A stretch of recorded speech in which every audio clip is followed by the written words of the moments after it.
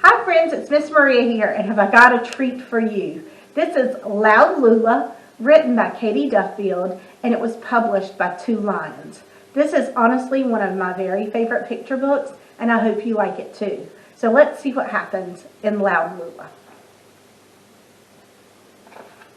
I have to show you this picture. Boy, she must be loud. I love that title page. Lula was born smack dab in the middle of one of the biggest twisters Pryor County had ever seen. Winds howled and trees snapped. It was bust your eardrums loud. But it wasn't as loud as Lula. When Doc Clemens delivered Lula, she let out her first cry. Wah! That old storm sounded nothing more like a chicken feather hitting the henhouse floor. Lula spent her growing up years like most youngins, except a lot louder. When she caught her kitten for supper, every cat all the way from Crowley's Corner came a-calling, "Kitty, kitty, kitty!" And Lula wreaked 10 kinds of havoc when she walked into the public library. "Got any books that'll turn over my tickle box?" In the fall of her 5th year, Lula's pa said to Lula's ma, "What are we going to do about our Loud Lula?" "I don't know," said Ma, "but hollerin' won't be welcome in the schoolhouse." Leaves! Ma and Pa walked Lula to school on that very first day. "We love you," said Ma. "Be good," said Pa. But what he really wanted to say was, "Be quiet." "Bye, Ma! Bye, Pa!" Lula's teacher welcomed all her students. "How do you do, Miss Isabel?" said Jenny Sue. "When's recess?" asked Joe Bob. Then Lula raised her hand. "Where's the bathroom?" Lula's ear-splitting question had the whole schoolhouse shaken like a big bowl of boysenberry jelly.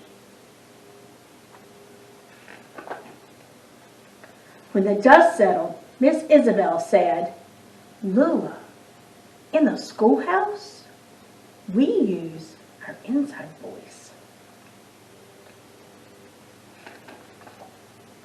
During math, Jenny Sue counted 1. Joe Bob followed with 2. Then it was Lula's turn. 3! Lula's earth-shattering shout sloshed every last speck of water out of the fishbowl. Slither, the class snake, jiggled right out of his skin.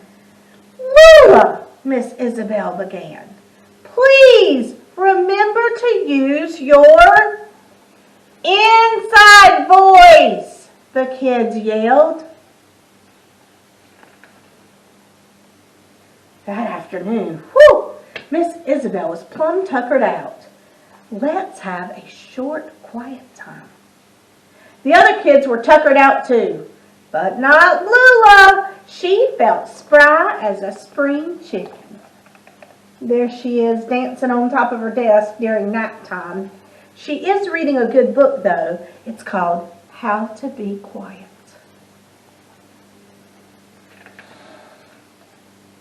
Suddenly, Lula caught sight of something outside the window. It grew bigger and bigger, and it moved closer and closer.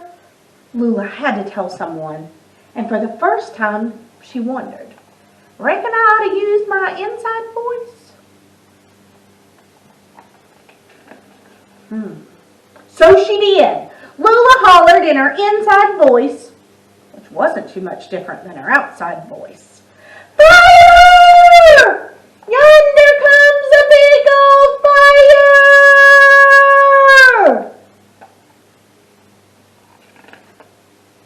Lula's voice romped through the town, echoed echoed through the hills and stretched its loudness across 5 counties, alerting a heap of fire trucks. Big fire! Here comes a big old fire!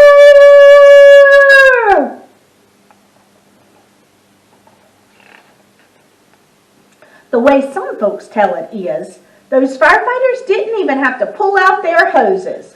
Lula's rip-roaring holler ran that old wildfire back into the hills.